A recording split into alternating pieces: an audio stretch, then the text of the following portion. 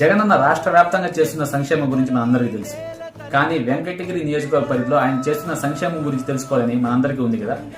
అందుకనే direct benefit transfer ద్వారా అంటే డీబీటీ ద్వారా అమ్మ ఒడి, రైతు భరోసా, నేతన్న నేస్తం, కాపు నేస్తం, పెన్షన్ కానుక అనేక ఇతర సంక్షేమ పథకాల ద్వారా అక్షరాల 1,48,000 మందికి సుమారు 1,157 కోట్ల రూపాయలని ఆయన సంక్షేమం ద్వారా అందించారు. ఇవి కాకుండా నాన్ డీబీటీ ద్వారా జగనన్న గోరుముద్ద, సంపూర్ణ పోషణ, జగనన్న తోడు, హౌసింగ్ సైట్స్ అనేక ఇతర సంక్షేమ పథకాల ద్వారా అక్షరాల 1,53,000 మందికి సుమారు 387 కోట్ల రూపాయలని సంక్షేమం ద్వారా అందించారు.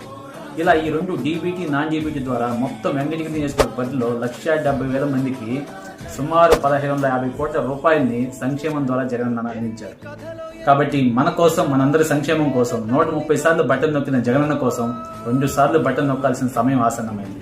ఆయన బలపరిచినటువంటి వెంకటగిరి నియోజకవర్గ ఎమ్మెల్యే అభ్యర్థి శ్రీ నేదురుమల్లి రామకుమార్ రెడ్డి గారిని, అలాగే తిరుపతి